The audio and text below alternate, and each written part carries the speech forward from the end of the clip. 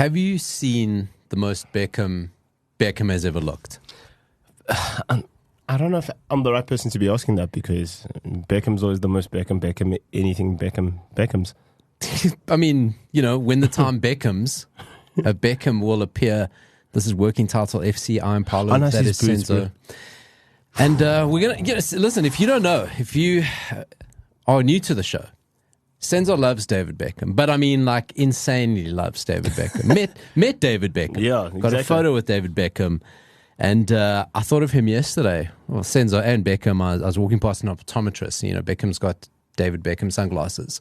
Yeah. And the photo of him modeling these sunglasses is the most Beckham I've ever seen Beckham look.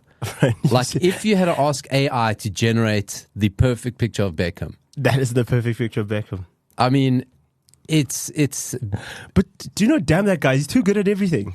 It's so annoying. It is annoying, bro. Like, so, I mean, his boots, Adidas are releasing like some special Predators, white and blue. Yeah. I mean, those things are ridiculously Beckham. Yeah. And he is just so annoying. You get like doing this like team ownership thing. Bro. And you side Messi. His team doesn't even have to be good. Exactly. He understands what his team is. Exactly. He goes, yeah, we'd like to win stuff, but I mean, we're at Club World Cup. Our shirts are all over the world. We kind of like, and then he's so gracious about everything. Wouldn't even get sucked into Rio Ferdinand's shit to shit over United. Honestly. Just skirted the answer. He's head boy. I mean, if Beckham wanted to, Beckham would achieve anything he wanted to achieve. That's true, actually. If he wanted to run for Prime Minister I'd vote for Britain, him. He'd win. I'd vote for him. If he wanted to run for President of the US, he would win. Exactly. That's just Beckham. That's who the Democrats need. They need Beckham. Yeah, they need David Beckham. That's it. Oh, well, anyway. Make America great again, end it like Beckham. Oh, bro, Paulo, you're a great campaign manager. That's what I'm saying. When I run for president, actually, you're going to be my guy, actually. Beckham in 2028 might be Beckham and The Rock competing against each other, 2032. Oh my God, that'd be the most awesome thing ever. Big call. That might be the most awesome thing ever. This is Working Title FC. We are a mostly football podcast. Coming up today, the football stories that have caught our attention. We got a goat farm that you're going to love, Senzo. Yes. And then Senzo's non-football story of the week. This is Working Title FC. Manchester United have a problem about being too sentimental. Manchester United fans. Yeah. Right? As much as it's really cool that the crowd still sings Ooh, our Cantona, they still sing songs. Viva Ronaldo. It's a little bit... there are ghosts at Old Trafford. Right? And that's what haunts managers. Yeah. The ghosts. And they're not all Paul Scholes, even though he is a sickly pale color. Makes weird. It makes Gary Neville makes weird howling noises, But these ghosts exist. The weight of history, I think, has crushed people. Absolutely crushed. It is the weight of expectation and the history and what the club is like. You can see it. That's what gets to people more than anything. You can see it. Players, huge players.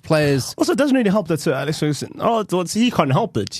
But he's allowed to go and enjoy games. But cheers, bro, the ghost of Fergie. That's it. The ghost of everything. And we're going to do it. There's a clamor to do it again. So Van Nistelrooy's taken over, done well. 3 games in charge. He's done what he could. He's done what he can 2 do. wins, a draw. Exactly. He's done what he can do. He's just not been Ten Hag. Yeah. Don't be not Ten Hag. Right? Yeah, don't Ten Hag it. Listen, Van Nistelrooy was an awkward looking player. I found he wasn't like a glamour. He wasn't a Beckham. Yeah. But that man could put the ball in the back of the net. But that man right now, how swag is. Man. Do me a favor. It's like it's another dude, eh? He looks like an honors English lecturer. Yes.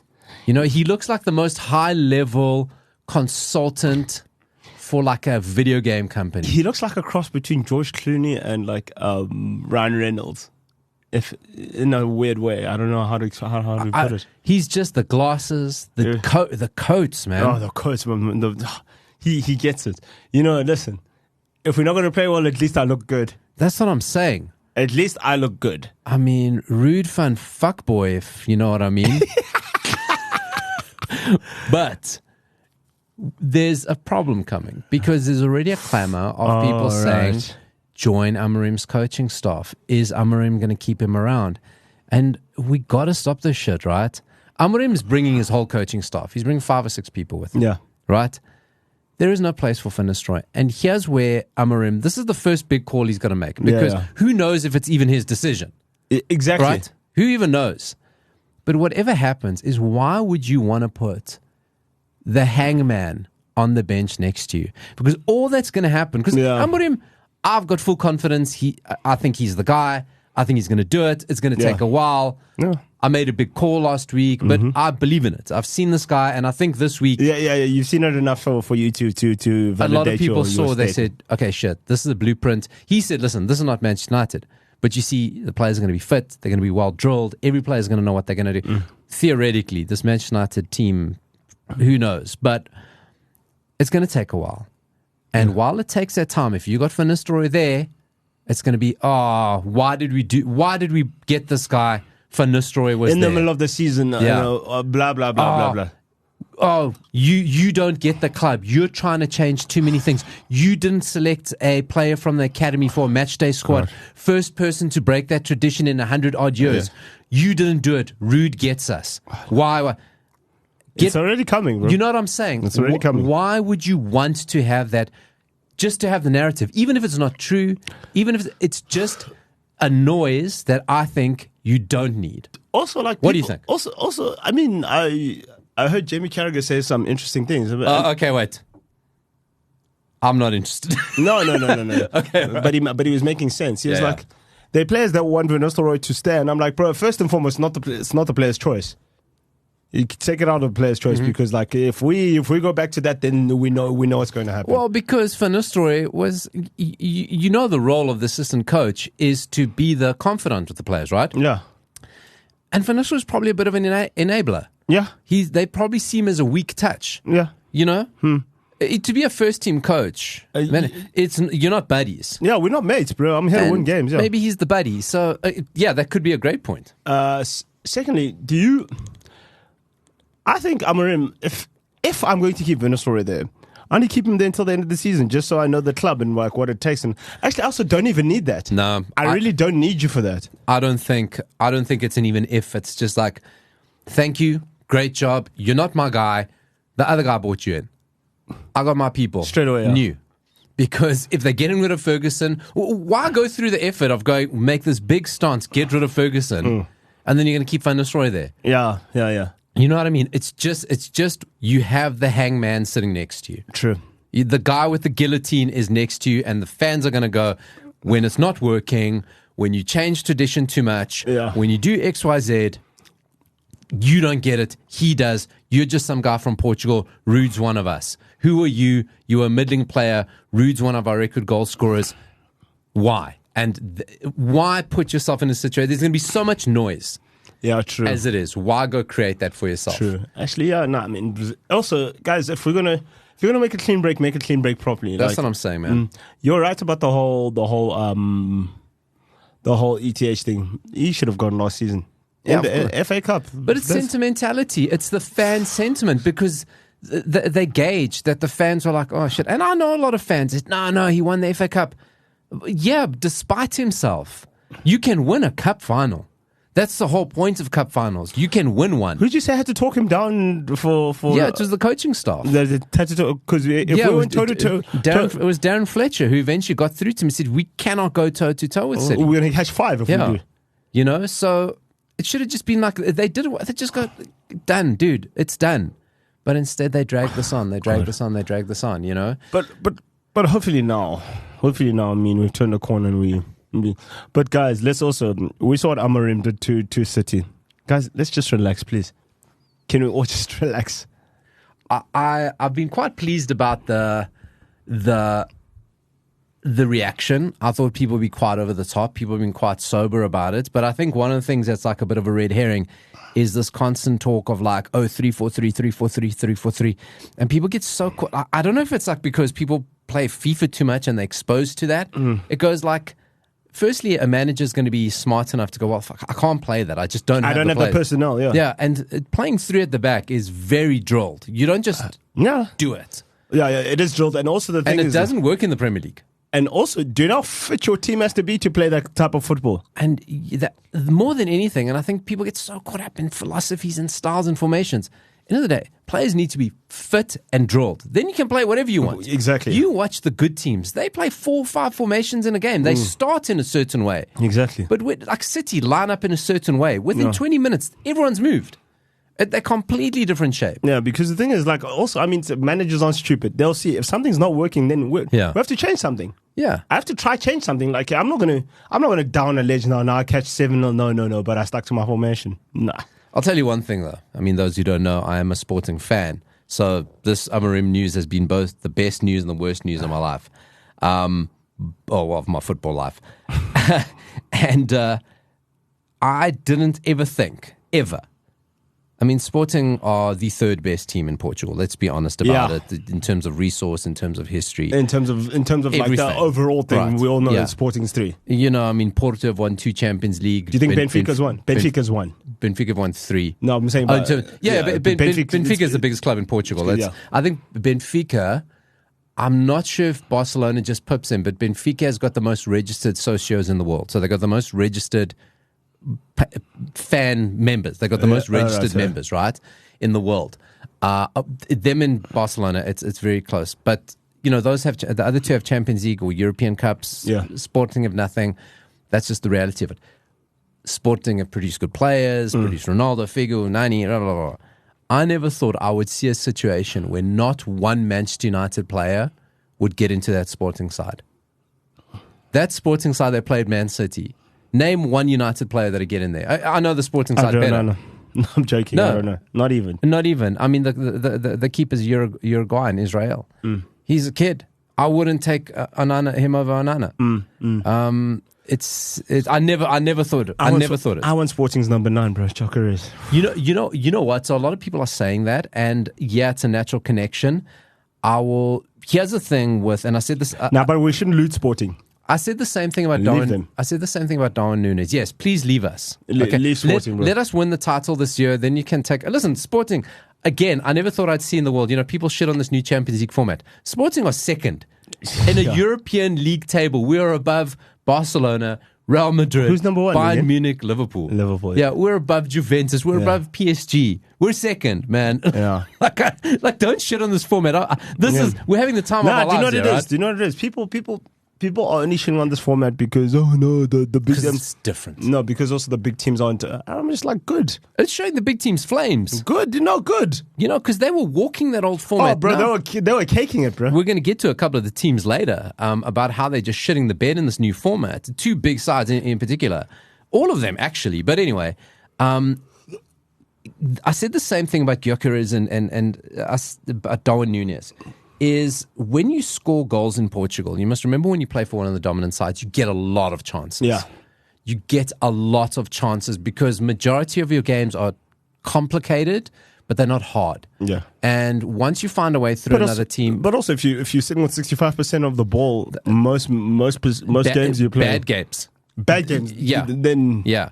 There are home games where you're topping 80% possession. Yeah. Teams just sit in and you get a lot of chances. And Darwin Núñez he was a top scorer in Portugal, but he had and he missed a lot of chances. But we're seeing that now. And now you see it in the Premier League, right? And you notice it more in the Premier League because the chances, they do come, but not as quickly as they're coming in Portugal. Portugal, they're coming. And you get like 3 or 4 chances to score 2 goals, you know? And Gyökeres is kind of, it's always like you just got to be careful of that. And he's doing it in the Champions League, and I get it. But, you know, firstly, the first chance he missed against Edison, you know, in the Champions League, in the Premier League, you're not going to get that second one, especially not in Manchester United as they are right now. Yeah. If Manchester United is going to go to Portugal for a striker, I'm going to say go to Porto and get Samu. Yeah. That guy is, listen, he's going to tear everything up. If you don't know him, give yourself a chance. Either watch the next Porto game or Spain play next week. I'm pretty sure you'll play. Morata, I think, is out. We spoke about it last week. That Spain front line. Bernabeu and that Spain front line of Williams, Samu, and Lamine Yamal is going to petrify people. It's going to tear people up. So if Manchester United are going to go to Portugal for a striker, I think Gyökeres is what Gyökeres can be. He is what he is. I think he's the finished product. Yeah. You're not going to make him better. And now that's difficult coming into the Premier League because he needs to step up. He needs to elevate. I don't know if he's got it. Then I would say go to Porto, get Samu, get that guy. Just stick with Rasmus Højlund. There's something there. Listen, if I'm Rasmus Højlund and I'm Amorim, and I look at each other and go, shit, I've made one of you before. I've seen this before. You know, I got one of you, and look what I made him. And your ceiling, Højlund's ceiling is higher. It is, eh? I think his ceiling is higher. You know, there's players. We didn't want to turn this into a Manchester United thing, but this is the thing, right? Yeah. I got 5 players who I think are going to benefit hugely from Amorim. Tell me. Lenny Yoro. Oh, bro, I think Yoro's going to... Because he's untainted. Yeah. He didn't have any Ten Hag. There's no hangover. And he's going to walk in at the same time. And also the thing is, did you see the stuff he was doing at Low? He's got the pace. He's got the intelligence. He's got everything. He's generational. So I think he's going to benefit hugely. Ugart. Okay. Straight away, that was his guy. That was his guy. Yeah. He knows how to unlock him. Yeah. Right? Another player that I think, Garnacho.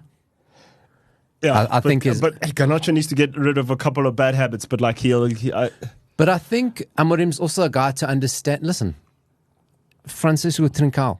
Oh, you're right. The guy shat the bed at Barcelona, shat the bed at Wolves. Look what he is now. So still can't get into a Portugal squad, but that's Martinez's problem rather than players. He's going to turn him into consistent, but I think Amorim is also smart enough to know. This is a guy who is teammates with Ronaldo. You know, he knows there's certain players you just let them be, so you create a structure for him to excel. So I think Garnacho, Højlund, definitely. Yeah. If I'm Højlund and I look at Gyökeres and I go, I'm the same. And here's the guy who made him that. Yeah. And not just because we're not talking young players. I want to talk about one existing player. I've shat on him for a while.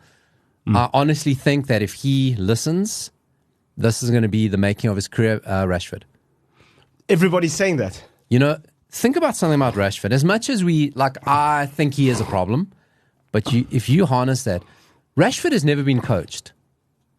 He came into the team under Van Gaal, other youth team. Van Gaal doesn't have time to coach. Van Gaal, maybe he would have, but he didn't. He left 3 months later. I think Rashford came in the February, and by the May he was gone. Okay, so yeah, a couple of months later.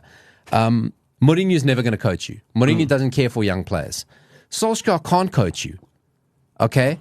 And Ten Hag just can't get his ideas across. And Ragnick was, You know, so Rashford's in his mid to late 20s. 27. Never been coached. 27. He's like a wild stallion. And I think if Amorim gets to him and can get in his head and go, listen, I'm going to turn you into fucking the most elite player. I think if Rashford gives him a chance, he will. He will. So I think those are 5 players that should be very excited about Amorim. It's not a bad call, actually. It's not a bad call. They should be very excited. Who do you think is definitely out under Amorim? Listen, I can't see Casemiro lasting. I think he'll stay the season. Anthony, I also don't see anything that Anthony does. Maguire as well. I think Maguire's done as well. You know what? I don't know. Maguire knows how to play in a back 3. He does. That's the thing. That's, you know. he does. You know. You watch him for England. Yeah. Yeah. I can't give 5, but I think those are definitely 3. People keep saying Bruno Fernandes has no position or whatever. I'm like, no, come on.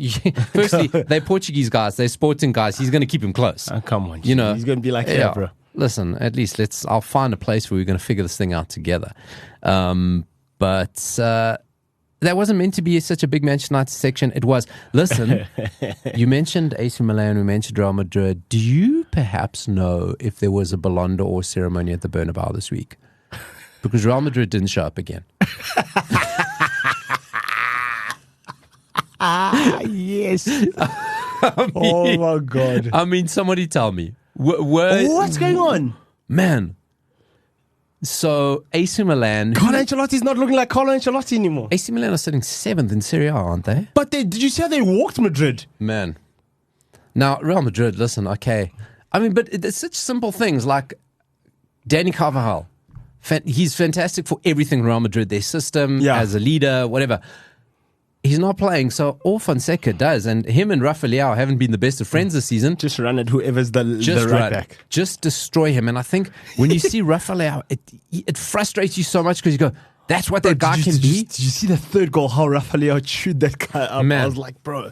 Man, it's just, I don't know. Bro, do not be scared. I'm scared of Rafael. Like, one-on-one, bro. That guy has everything. He's got pace. He's got skill. Like, he'll finish you. I know. It's just, there's something about, and it's again, a Portuguese going to a Portuguese. Because like Fonseca comes in, you think, oh, well, you know, you're my guy. We're Portuguese. We're going to do this thing together. And he drops him. Yeah. And he's hardly been playing. I don't think he started one Serie A game this season. Jesus. But maybe he's pissing him off. He's going, no, hold on, I'm going to get this out of you, but I'll motivate you with anger. Yeah. Rafael's ceiling is ridiculous. It's unbelievable. He is. It's unbelievable. Yeah, he's got everything. It's unbelievable. That guy for me is complete. He just has to unlock it. Yeah, he unlocks it.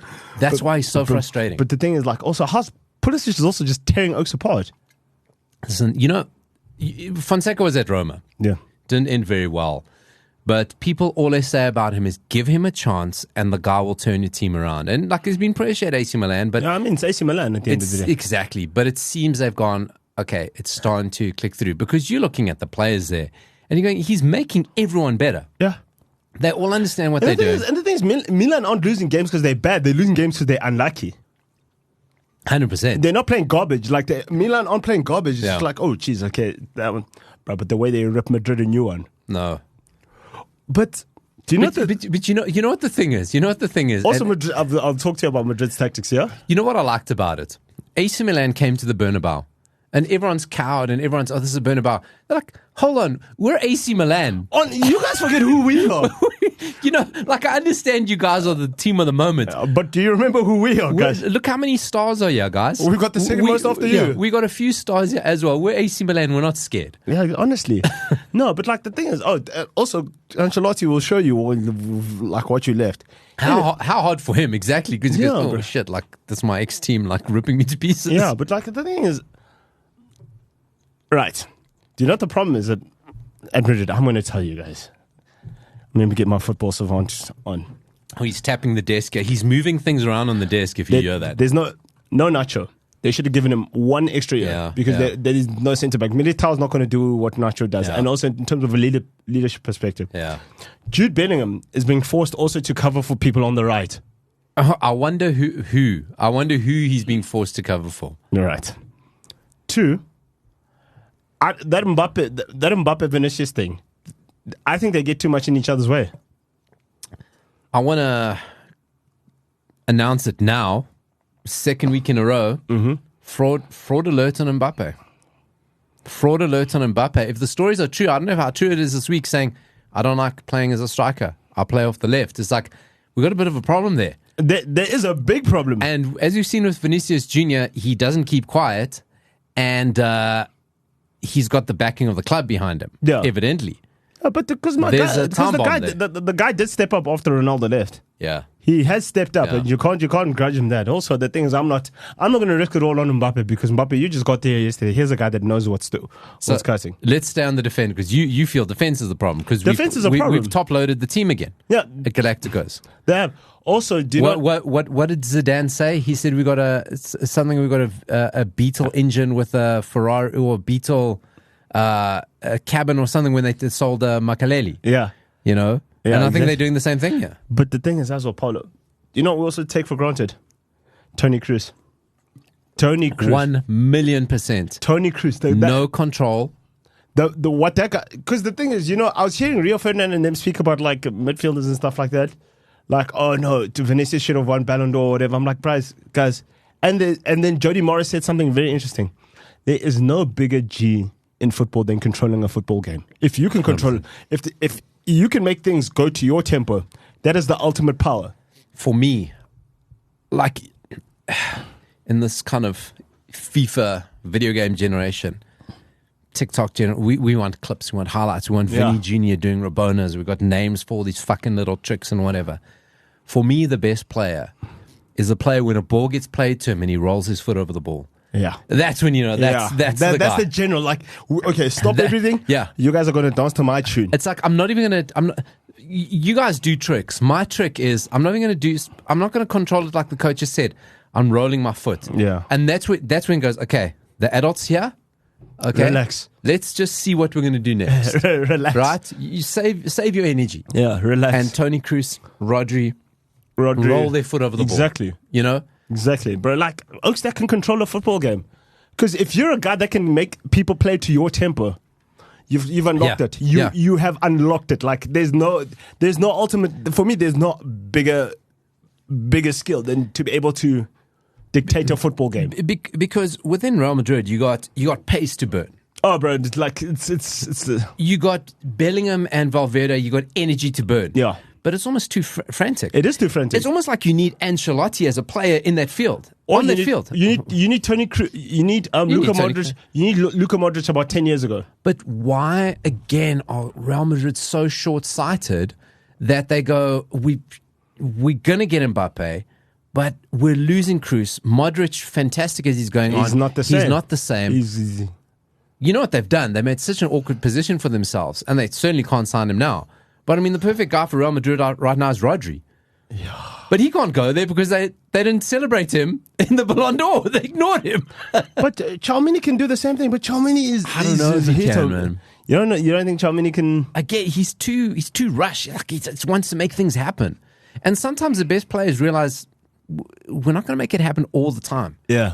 It's not always going to be a Hollywood pass. Sometimes it just needs, I'm just going to roll my studs over the ball.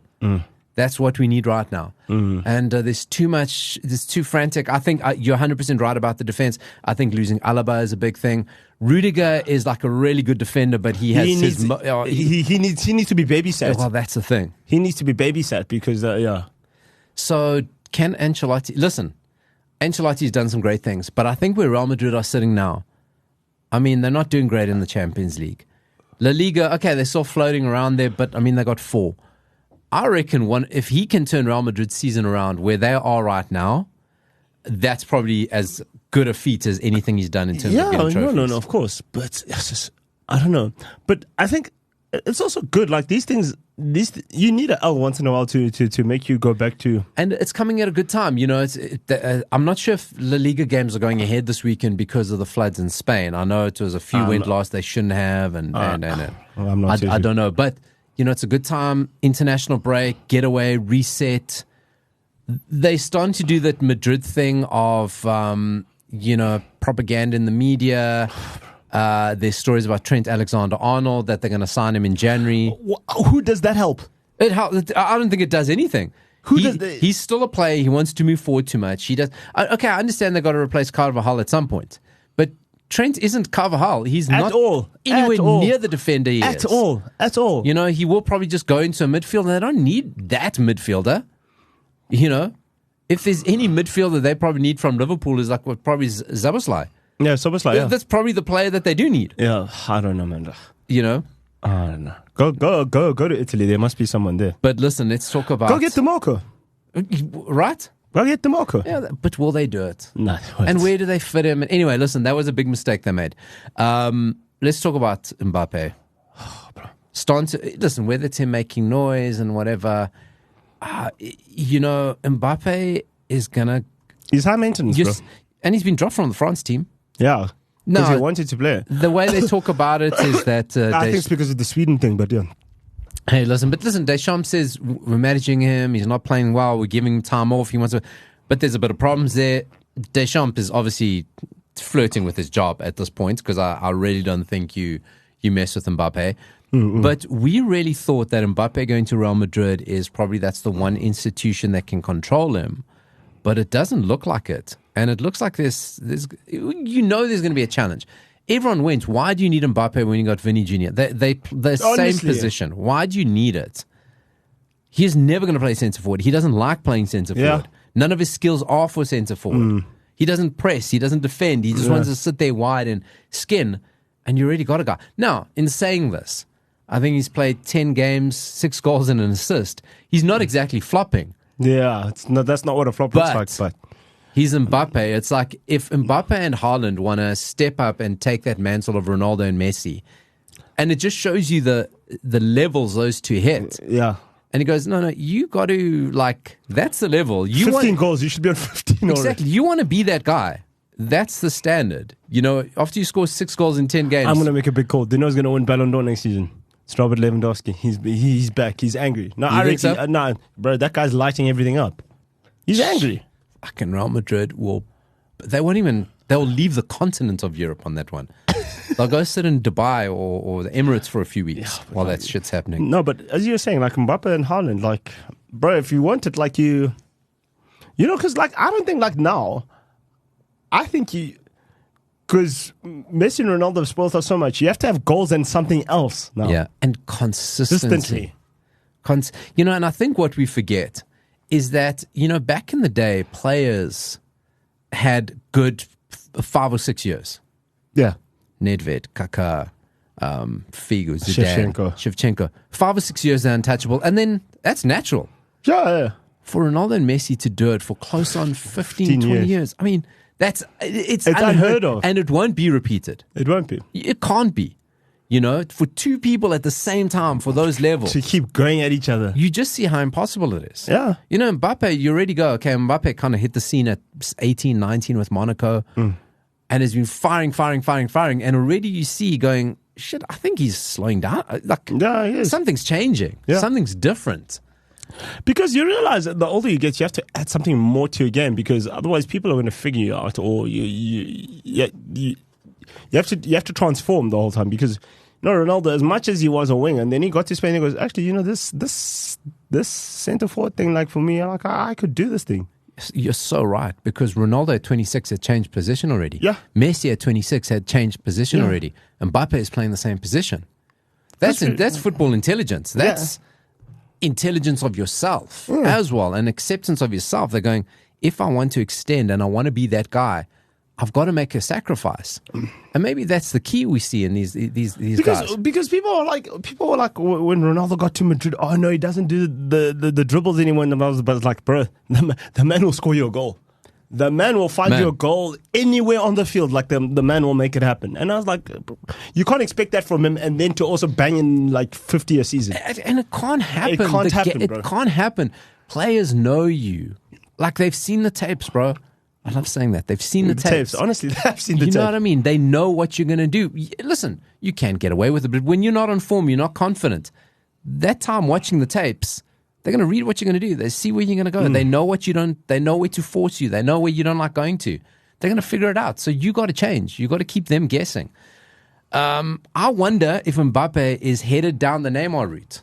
I want to talk about Neymar next. Oaks. Can we make a call here?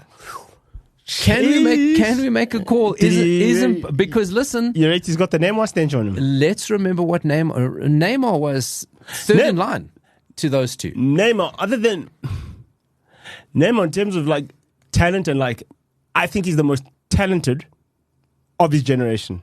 Yeah, but unfortunately, the generation before him was better. Exactly. So like without Ronaldo and Messi, Neymar wins. He wins more titles. He walks everything. He walks everything. That's how good he was. But I think he falls into that era of Neymar and Hazard, of guys who they were really good any other time in history. Bro, but like the thing is, you look at Neymar's Brazilian stats, bro. Like his numbers aren't rubbish. That's the thing. Like you look at Neymar's numbers, they're not more goals than Pele. He's played more games than Pele. That's wild, bro. Well, official games than Pele. Officially. Neymar is not crap. By no stretch of the imagination is he crap. But it's like that. How do you sustain this whole thing? Where you become, as a footballer, you become bigger than anything. You become a brand. You're a business. We've seen with Mbappe as well. He's a business. We've seen with Neymar. They're businesses. Yeah. Their names are registered as separate entities. They're businesses. Yeah. And how do you maintain it? And like Neymar, it's quite sad now because he's just getting injury after injury after injury. And the serious ones. I had to kind of check myself. Shit, he actually is playing in Saudi Arabia. He's hardly played. I think he's played 7 games. 7 games. They signed him last, Jesus. And he comes back, gets injured, and now they're saying, listen, we're going to rip this contract up. How much did you say he's earning? £2.2 million a week. My God, that is like... Do you think the guys who went in for him, do you think they pissed off? They have to be. They knew what they're getting, though. They knew what they're getting. I mean, it's not like they signed... I don't mind the antics off like the field and stuff, but like dog play, dude. Yeah, listen. I mean, Neymar's a bit too much into that. It's also one of those football things. You don't know that. I don't think Neymar wants to be injured. No, 100%. But you also go, well, is your lifestyle really enabling that? You know what I mean? Do you think it is? We hear of the parties. No, listen. Neymar, the other thing is he comes in this long line of Brazilians, of Romario to Ronaldo, R9 to Ronaldinho to Neymar. He's kind of like he's following that line of going like supremely talented. Our talents get to a level, but we understand there's other things in life we want to enjoy. Yeah. And then the complete opposite end is someone like Adriano, which, I mean, we've all seen those horrible videos the past few weeks.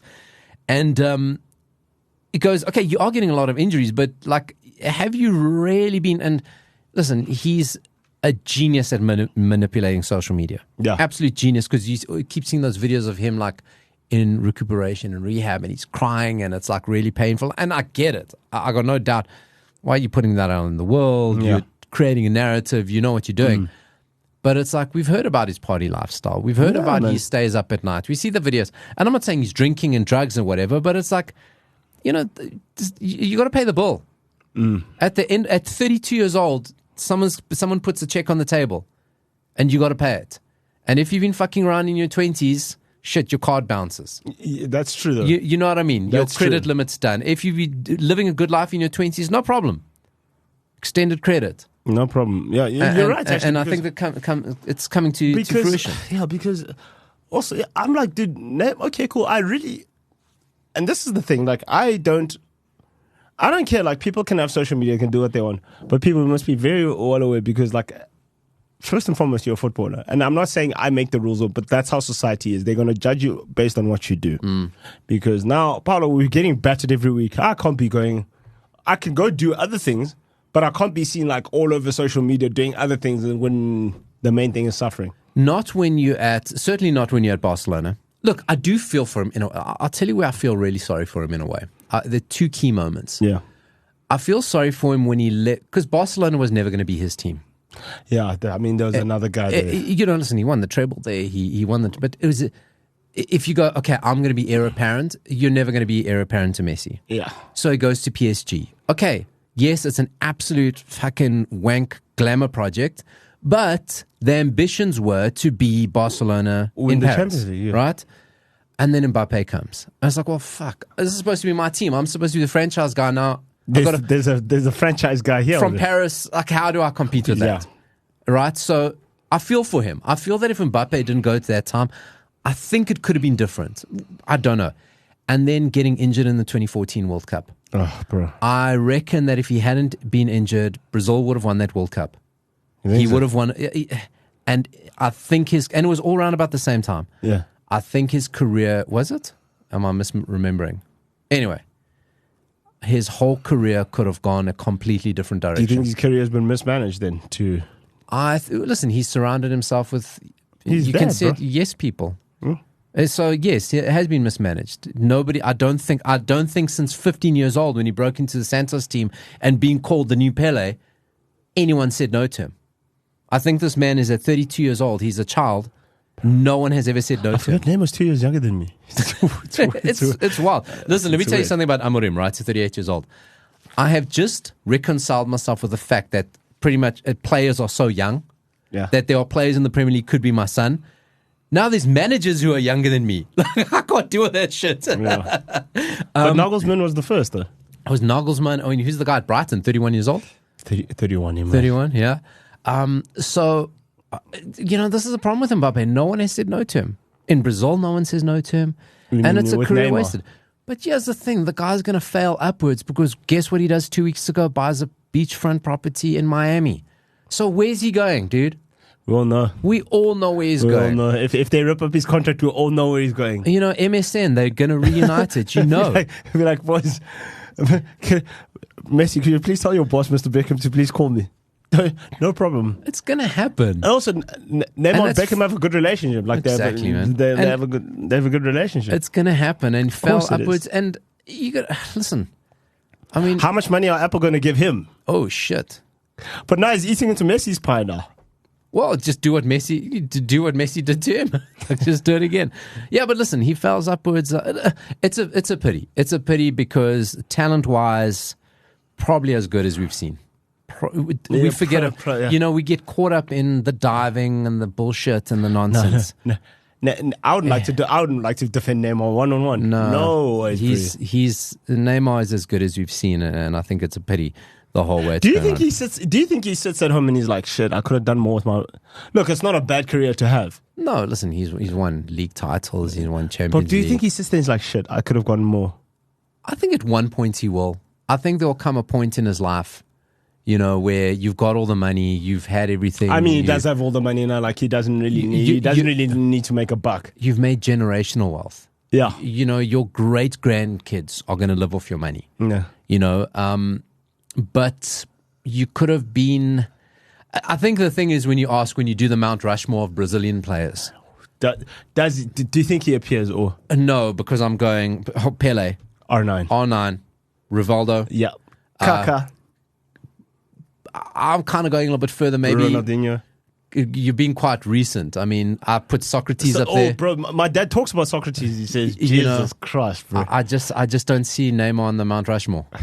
It's unfortunate. It is unfortunate, and for all he's achieved for Brazil, it's just that, in Brazil, that gold trophy, if you don't have it, man. But that's why I say. But he didn't have help. I would put Romario ahead of him. But Romario had help. He didn't. Romario played in a shit team. No. He had Carlos Dunga. But a shit Rivaldo. team. But there were no attackers. He's got a World Cup. No, I understand that. But that Romario had Bebeto on his wavelength. Everyone else was they were clodders. They were clodders in that Brazil Bebeto team. was also serious, bro. They were clodders in that team. But he had Dunga, bro. The teams that Neymar played in were better than what Romario played in. You think so? I even think they were better than the they were better than the 2002 team. No, Paulo. They were better man for man. That 2002 team is ridiculous. Let's do it next week. We'll compare. Fine. Let's put the teams together. Fine. Let's stack them up, bro. But that's why I say to you, it's sliding doors moments. If he had won that 2014 World Cup, I think suddenly you're going, you know what? Solidified. The people we talking about him R9s. Okay, maybe the rest of your career kind of floundered, bounced around, whatever. But that's R9's career, though. Exactly. You got a World Cup, so who can say anything? Nobody can tell me jack. You can't tell me anything. Yeah. It's the same with Pogba. At the end of the day, he'll go, but I got a World Cup. You go, yeah, shit, okay. I mean, that's it. Yeah. You got one of those. And also the other thing with Neymar is, like, don't forget, this dude came in at 15 years old, 16 years old, at a massive, don't sleep on how big Santos are. Don't sleep on the pressure. He was a star. He was a viral star before there were viral platforms. Honestly. Right? We were hearing about Neymar before any of that shit. And that's a long time to kind of maintain level-headedness and maintain performance. Especially when you got into it as a kid. Yeah. So I think, I do feel for him. He's kind of like this little gilded prince. And I think there's such a childlike quality to Neymar. You want to protect him. Yeah. I don't feel the same with Neymar. Mbappe. I feel Mbappe is a dick. Yeah. Where I feel Neymar is just like, shit. You misunderstood. You mismanaged and stuff like that. Yeah.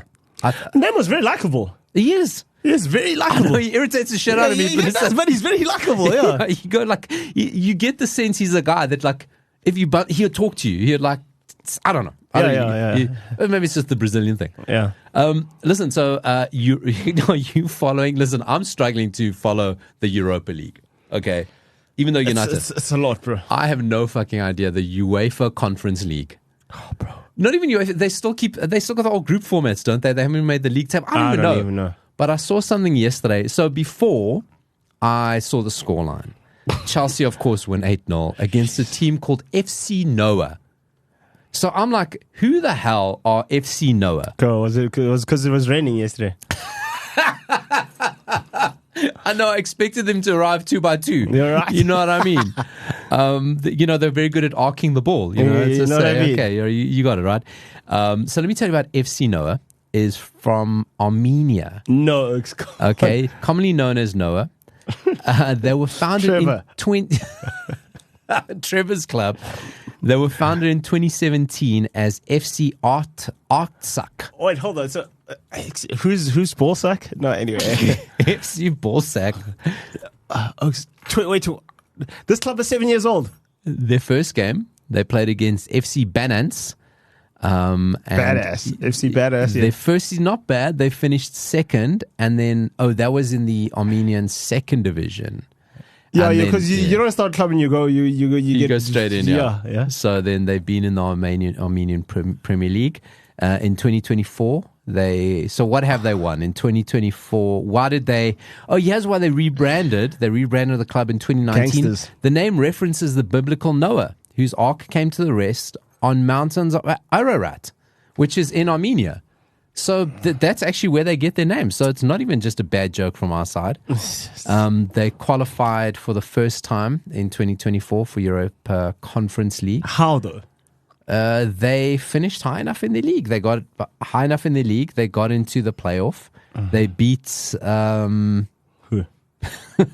Rosenberg 4-3. Okay, whoever those are. We have to find out who. Let's follow this. A Slovak team. Okay, yeah. No, I'll take beating the Slovaks. Not bad. I'll take it. For me. For Armenian. I mean, the only two things that come out of Armenia, the Kardashians and Hendrik Mkhitaryan. Let me tell you something about them. Any honors? They haven't won any honors. Hey, listen, they're 7 years old. So, not bad. Punching above their weight. Their manager's Portuguese. Portuguese will find a job anywhere. You guys are resourceful, eh? You know how there's a Brazilian player in every league? There is a Portuguese manager. Find a league. There's a Portuguese only guy there. Betway Premier League. That's the only players they have. No, loading. Trust loading. It's coming. They're figuring it out. Let me tell you something about. Can I tell you a cute Armenian story? Right. Tell me. So my sister family, they're in Australia, and my niece, she's 5 years old. She kept telling my sister that there's a kid in her class who's a minion. Okay. So my sister's like ignoring. Okay, yeah, no, there's a kid. She can know, but there's a kid in my class. He's a minion. He's a minion. Uh-huh. So I see where this is going. My sister picks her up and they're walking, and this kid's not there. She goes, "There's the kid," and he's talking to his grandfather, but obviously in a different language. Which, have you ever heard Armenian? So then she goes, "Look, there he is. He's a minion." So my sister goes, "Oh my God, he's Armenian." That's what you've been trying to say. Yeah. Have you ever heard Armenians talk? No. It sounds very minion-like. Okay.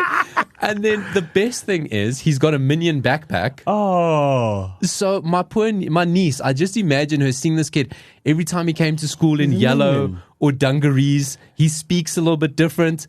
And I also thought like Australians, like we say Armenian. Australians say Armenian. Yeah. It's like so-and-so's Armenian. Yeah. But like, so didn't your sister feel bad though? No, she killed herself laughing. I would have. I've also got a childish brain. Like I'd be like, yeah. I just love the thought of my niece just seeing this kid. He goes, well, he speaks like one. He's wearing yellow. He's got a backpack. Where's Gru? Yeah, exactly. Where's Gru? I forgot to ask, was the grandfather short bald and wore stripes? Because that would kill me. I'd be dead, bro. I'd be done. I'd be dead. But like now you understand. So that's an interesting turn thanks to FC Noah. I wish them...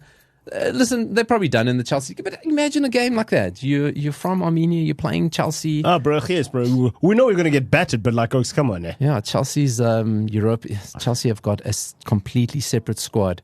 And I Which think makes sense, though. They won 8-0. I think Mudryk played. So you must know. You must know how many chances they had. Mikalo. Before we move on, I just want to put one more quick fraud watch on PSG. Okay, yes, tell us. In the Champions League. You know, a mate of mine said this on the groups. Shout out to Slim. He said, PSG, what a dumpster fire of a club. You thought that they were going in the right direction. It makes sense. Paris is a hotbed of football, kind of like Sao Paulo. You can win a team purely based from the players around there. Looks like it. Bradley Barcola, Zaire Emery. They're doing the things. Dembele. Oh, man. They're getting it right. And they're always going to win Liga. That's it. But this new Champions League format was designed so that the big teams made it through. They're not even in the playoff round. They're in the bottom 8. Good. How many games are left? 4? Good. All right. Do you know what it is? There must be 3 big casualties. I want to see 3 big teams. They don't make it. I want to see that. Because they're also going to take this Champions League thing very seriously. 100%. Because they haven't... Dare I say Madrid will Madrid. So listen, how it works, the top 8 go through automatically, the next 8's a playoff, and then the bottom 8 out. And no Europa, you go home. I mean, I think Atletico, just for beating PSG, they were also in the bottom 8, and I think they just popped in. But yeah, I mean... can they turn around? I don't know, but I don't know what's going on with PSG. Like, when do the Qataris lose interest? That's my thing. Like, if you're Qataris, how long are you keeping your money in there? I'm just like, you know what? We suspected, and a lot of people suspected, once Qatar got the World Cup, are they going to lose their interest in football? Because they go, listen, that was our investment. We're done with it. We're moving on. Let the Saudis do this thing. Yeah. We've got our soft power. We've got the sport watch. We've got all that now. Let's go find something else. And you wonder when that's going to kick in. Maybe it already has. Yeah. Maybe football's just too difficult. Maybe it's just too difficult to break into that top. Yeah, bro. That top tier. It's a mafia. It's a power struggle. It's a close climate, and who knows? I mean, they haven't. I think with football you have to be in it long term. Eh? You can't do it. No. It can't be a cheap thrill for you. I mean, if they get knocked out the Champions League in this new format, I mean, that is so embarrassing. I know they got a young team. I know they're developing. Like, I totally get that. Paulo, no, but not in this format. No, and the amount of talent you have. Yeah, not in this format, and not the money they have. Yeah, bro. Very embarrassing. Listen, what we do on Working Title FC is we have a feature called Goat Farm. Yes, and my goat farm is inspired by something that I saw over the weekend. Senzo, you're going to love it. What we do on Goat Farm is that we find the concept of goats weird, but it's basically like a Hall of Fame. Let's put it that way. Did you watch the Brazilian Grand Prix? Oh my word, bro! Listen, I know. Listen, we've been shitting on Verstappen, but my God, what a drive! Eh? We said he needed that. Yeah, my God, what a drive! But I think after Colapinto crashed, they should have said, "Listen, no race." Yeah. But listen, Brazil's always like that, though. Yeah, Brazil. If you're gonna try like not ride Brazil in the rain. You're in for shit. But like Noah's Ark, like FC Noah would have done well in that. In that was pretty hectic. Just on a Formula One story, see the players complaining. Oh no! Tell us to stop swearing. Have you seen that? Yeah. The players put out a statement to the FIA. The drivers, put out a statement to the FIA. No, it's ridiculous that we're getting fined for swearing, and it's ridiculous that we're getting fined for the way we dress and earrings or whatever. You know what? Like, I love swearing. But if your argument to somebody say, treat us like adults, let us swear, it's kind of like, listen, one of the signs of adults is understanding that you can't when to swear. When to swear. Yeah. I mean, they're kids. They now we have to have delayed feed because you guys can't. Yeah, I understand there's nannying and all that, and I do understand sports, and it's like, and I'm not one to preach. Yeah. But at the same time, the wording of it say, don't treat us like children. It's like kind of like, you know, like, for F's sakes, don't treat us like children. You know what I mean? And it's like, oh, shame poor little playboys.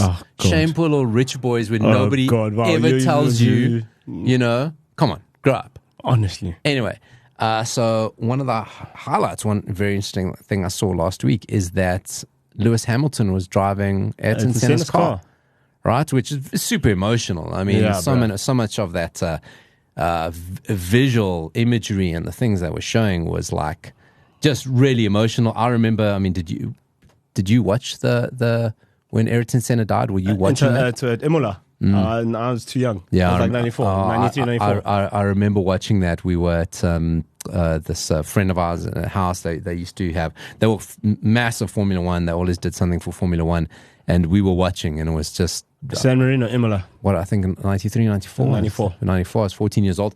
I was 4 years old. Shout out to me.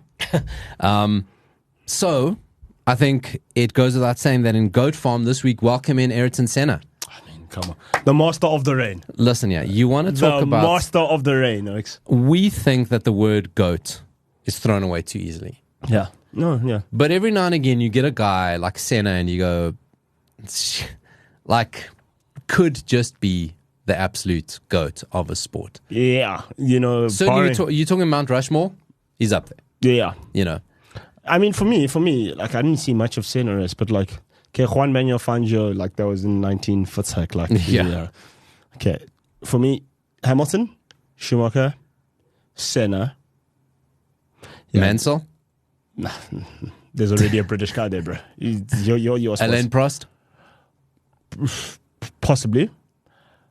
I don't know, but like, Alonso probably. But Alonso's for longevity term. But anyway, yeah. Yeah. All right, so let's talk about Ayrton Senna. Jesus, born in Sao Paulo, Brazil, in 1960. He started karting at age 1960, 13. jeez. 1960, started karting at age 13. So he's 64 now. Yeah.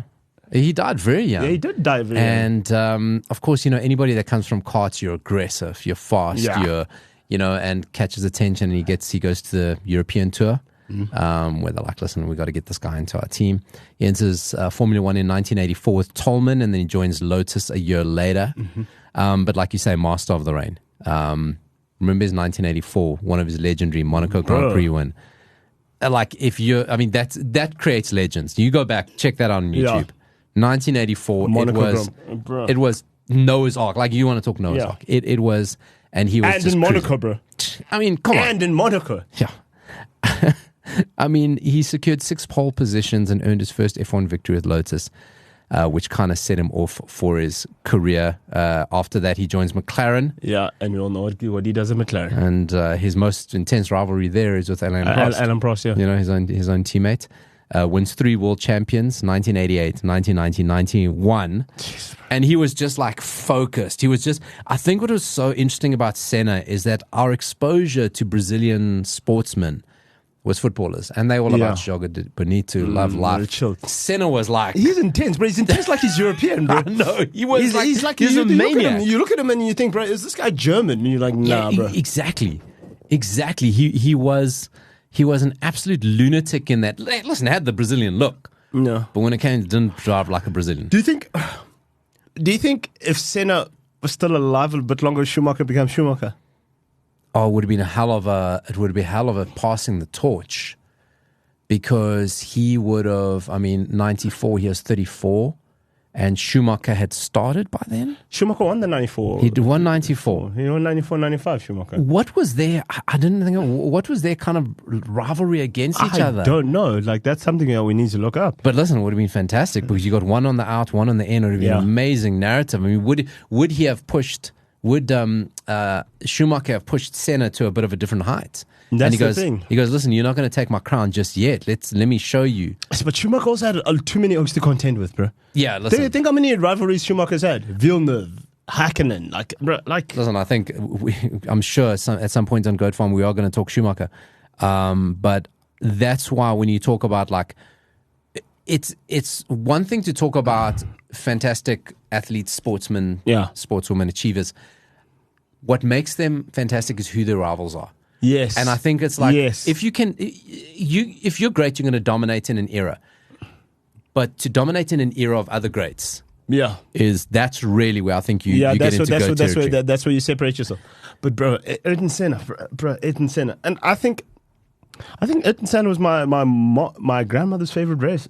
Because I used to watch Formula 1 with my grand. I think, but that was Senna. He was your mom's favorite racer. Because he's got that thing. He had that thing. Yeah, that thing. Yeah. You know what I mean? Yeah. Heart of the 80s. Yeah, man. He's got the hair. He had that thing. And listen, you talk about the intensity of Senna. Is that there's a couple of rivalries with teammates now, but one of the most frustrating things that I don't like about Formula 1 was when... Obviously, the lead driver, you got to succumb to him. Yeah, you just got to, pull over. Oh, God, bro. Let the stuff have to be the through. Ultimate, no. Yeah, you have to. And that wasn't... Eddie Irvine was the biggest number 2 ever. You know what? And you got to be okay being a number 2. Yeah. But Prost and Senna was like... Yeah. Bro, Prost and Senna they would take each other out. It was Hamilton and Alonso. Yeah. It was Hamilton and Alonso, because when they were at the McLaren, Ross Brawn said, listen, Ron Dennis said, I'm not getting into it. You guys sort it out. You guys are adults. It's like two alphas, and say, you know what, you guys, who cares? Fucking, and their biggest crashes came in 89 and 90, where they took each other out. Yeah. So in 1994, obviously his final season, he moves to Williams. The car wasn't the best. How G's this photo, bro? You'll like this one. Senzo is showing me a photo of, do yourself a Google, Adelaide Grand Prix, Senna and Schumacher. Oh, bro. I mean, come on. How badass is that, bro? That is just legacy. Yeah, badass, bro. That is legacy. There's also a photo of Senna cucking on Schumacher. Hockenheim, 1992. Probably a young buck took him out. Yeah. Telling him cuck, bro. Yeah. Listen, you know what? And there's a dude in between them telling them, look, listen here. You know what I like about those photos is how much tobacco advertising. Oh, bro. One's got Camel, one's got Marlboro. Don't see that now. Yeah. Of course, the tragedy comes with him in San Marino. Imola crashes. Jeez, oh, man, it was a horrible thing to see. Yeah. One of the things about Formula One is the amount of safety in it now. Yeah, bro. I mean, of course, the halo, it's just, there's so, I mean, they're so. Senna was the last person to die in a Formula One crash, eh? Yeah, I think so. Yeah. I think so. 30 years ago, actually. Yeah, but listen, people shouldn't die doing a sport. Yeah. But guys, you must understand, but we are driving cars at really quick speeds, eh? But look, that was the thing. I think it was kind of like his was like, shit, this guy, I mean, he was the most high-profile driver I can think of that passed away. Yeah. You'd always have guys passing away and kind of, you know, when your guy, your Mount Rushmore guy passes away, like, shit, we got to do something here. We got to do something here. So his legacy is, listen, we go probably one of the greatest F1 drivers ever. Set up the Ayrton Senna Foundation, which continues to do good work. You want to bundle in documentaries. There's 2 Senna movies. There's one coming out on Netflix now, which I think is a biopic, but there's a great documentary. Yeah, I've seen it. By the same guy who did the Maradona one. Yeah. There's a documentary just called Senna. It's on one of the streaming platforms. Look around for it. I mean, we're going to bundle in our documentary review. Watch that. I mean, I think nowadays we see so much Formula One footage from inside the cars. Everything's covered. Drive to Survive, all that, yeah. This wasn't happening then. No, yeah, exactly. And Senna was made, the documentary was made before all this Drive to Survive and seeing this real insight. So I think if you're maybe on a diet of Drive to Survive, maybe Senna will be like, oh, we've been seeing this. Yeah. But I think at the time when it came out and what they were capturing and how grainy it was and how raw it was and how visceral it was, it's fantastic to watch. And you certainly understand his aggression. You know, within that. Horrible end to a great career. He had a state funeral. I mean, it's Ayrton Senna. Yeah. There was a criminal prosecution because obviously anything leads to a death, that somebody's got to be responsible. But Goat Farm, welcome in Ayrton Senna. You know? I co-sign that one because the thing is, like, you know, people, you know, you get okay. Formula One was always like, it was. I think also from where Ayrton Senna was from. Like, I think he kind of like exposed it like to, you know, a crowd that was like non-European and like non-white, and like he opened it up and he was like, okay, cool. Like, and then that's when my grand said she started getting into like Formula One and started seeing like, oh, there's a rich white man sport where people drive cars and stuff like that. But no, man, I can dig that. I can dig that for you. You know. It is though. I mean, listen, like anybody who's in Formula One, you probably come from a wealthy background. You know, unless you're Lewis Hamilton. And Senna did. You know, he did come from a rich family, but yeah, I think to break into that European elite, you know, at the time, because that's and still, I think it's still reflected. Yeah, of course. You know, unless you do have money and you get into the sport very early, you know, it's going to be very difficult to break in. One of the things about Senna is his helmet. So iconic. Oh, bro. His helmet is one of the best. Yeah, and it incorporates the colors of the Brazilian flag. But it was just that helmet of his, you just knew, hey, Senna's here, gonna do the things. Welcome to the Goat Farm. You like that one? Co-sign that. Co-sign it. I'm about it. No, because Senna was also, he also had that swag, bro. You know, you look at guys like, okay, R.I.P. to him, but like, who's it? Niki Lauda. Niki Lauda wasn't swag.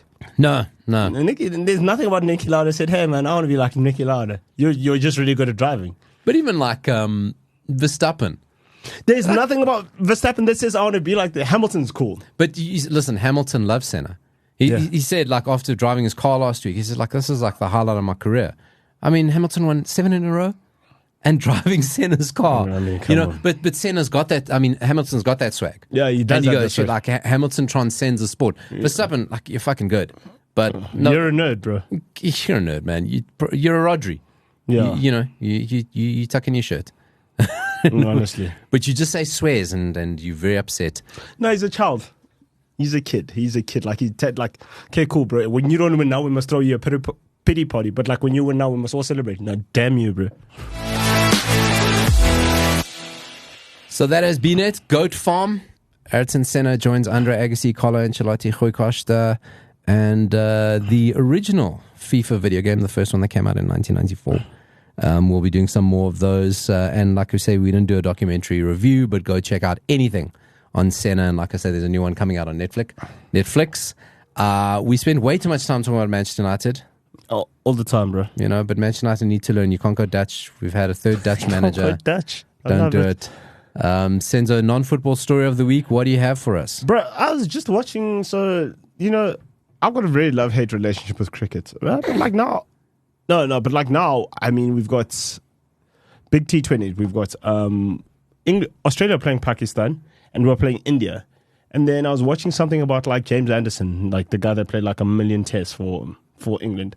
And funny enough, they made him retire. He was forced into retirement. He wasn't ready to retire. Yeah. And it just why didn't they make him retire? He's 42, bro. Okay. He was 42 and we need to move on at some stage. Right. He'd done everything you possibly could. He wasn't going to achieve anything more or less. And Paulo, for me, it just got me thinking, do you think people should be forcefully retired when it comes to sport? Oh, man, what an interesting question. So let me put in the context of like knowing football, what I know, right? There's always this argument that pops up again. Ronaldo gets into the Portuguese squad and people are saying, no, he shouldn't be there. But I think it comes to a point, maybe in a team sport, if you're not insisting on starting, if you're aware as a player and you can still offer something. So even if you come off the bench, you can do something for a little while. Sure. Keep you around. I think if you're blocking progress, it's time to move on. I think if you can still contribute in any way, okay, you know, maybe even and if your body still allows, and you're just there for vibes, and when I need you, I can rely on you for something. Sure. I don't think there's any harm, but yeah, there does have to come a point where you pull the plug. I think it's just natural. The body ages. Like there are just things you cannot do at 42 that you're doing at 22. That's true. Even at 32, it's just not happening. It's just because also. And then it got back to. So I didn't give an answer there, but I gave a perspective. You did, you did, but it kind of answered my question.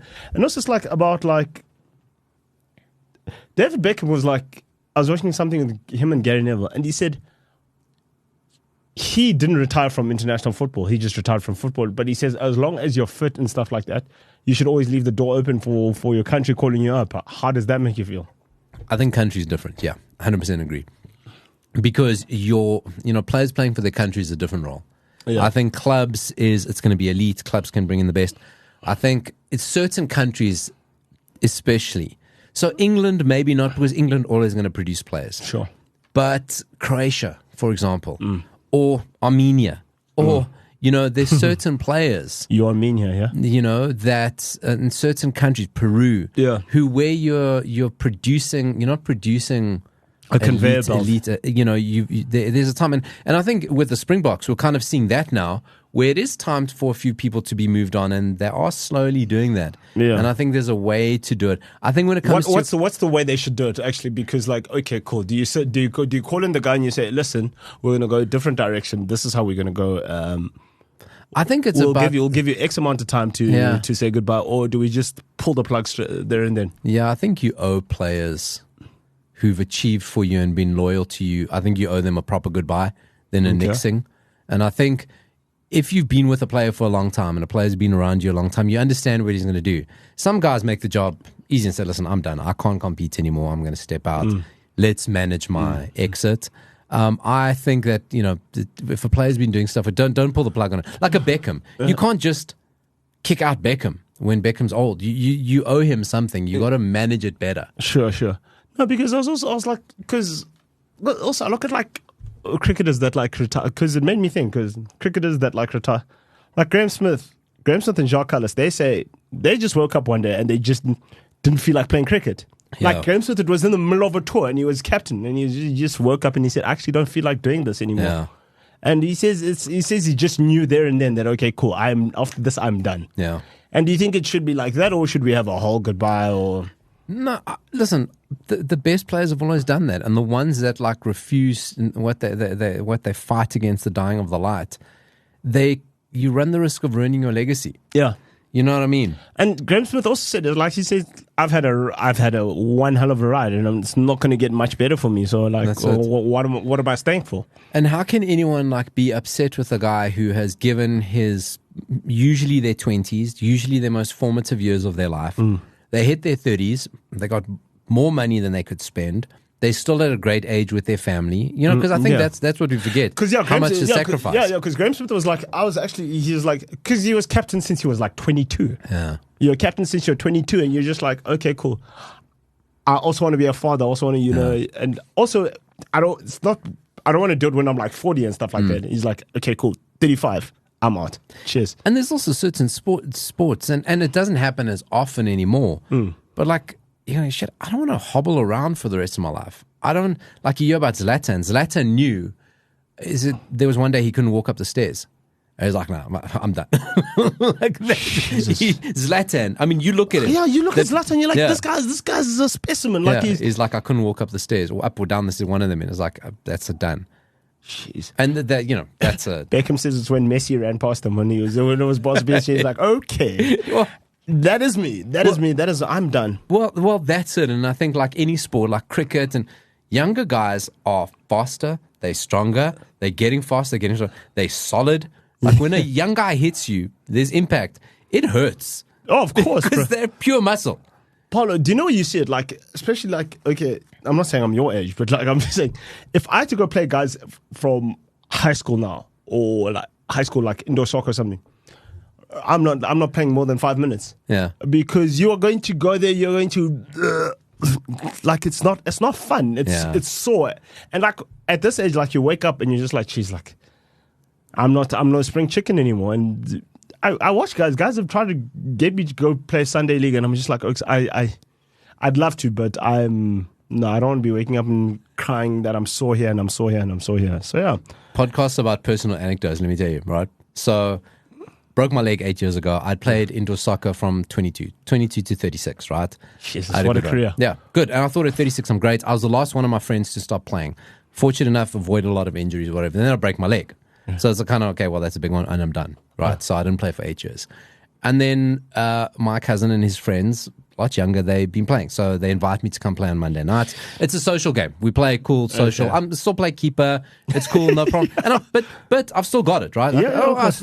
Listen, there's a few things I still can't do, and I won't tell people what they are. So the guys who play, they know my weaknesses. But it goes, okay, well, I'll adapt around that because I'm smart enough to figure out what I should be doing. And then they asked me to start playing in their league team, right? Okay, now it's competitive. And now guys are younger and they're harder. And when you play socially, the guys take it easy on you because they know you're injured. When you play in a league, they don't give a shit. They want to beat you, right? Yeah. And I'm playing a few games, and I'm giving, because the way this season will run is it'll end a week before my 45th birthday. Yeah. And there's something just a nice bookend for me to play until I'm 45 in a competitive way, as it is. But it hurts, man. Like, I'm not going to lie to you. Like, I can take it, and keeper's a bit different. And the other day I wore my Sporting Portugal shirt from 93-94 season. Yeah. That shirt was older than everybody on that pitch, bar one guy. Oh, hell no. That shirt's 31 years old, and there's one other guy on the team, 32. Everyone else, there's people in their team young enough to be my son. Playing against or whatever. Uncle Paulo. Yeah, the one guy said to my cousin, "How's your dad doing?" It's and you know what triggers me? People, one guy was calling me geezer, and people calling me old, and it triggered me. Oh, do you get angry? Yeah, because you go, shit, I don't think of myself as old. Yeah, but like that's the thing. And you play, and you don't feel old until the next morning. I saw it like with my brother's mates, because I'm like a good 20 years old, and then they're like, "Yo, what's up? What's up, old man?" I'm like, "What do you mean, old man?" Yeah. Oh, like it's strange, eh? And you get I get sympathy from the referees. Like, they give me calls. It's like, oh, you only give me that call because you feel sorry. So I'm playing, and so they've asked me to play, and I just want to fit. I kind of want to get to this 45 and go, that's cool, because I think I might start being a liability. And you know, that's the thing. I don't want to let down the team. Like, do you know when you're playing like league and stuff like that? Guys, as much as it is all a game and stuff like that, guys don't want to wake up early to go lose. Well, 100%. Guys don't want to go there to go lose because it's like you're wasting your time. Yeah, you play 8, 9 o'clock. You've had a long day at work. I'm not coming here to lose. I'm not coming here to mess around. I want to win. I want to win this thing. If we're going to win.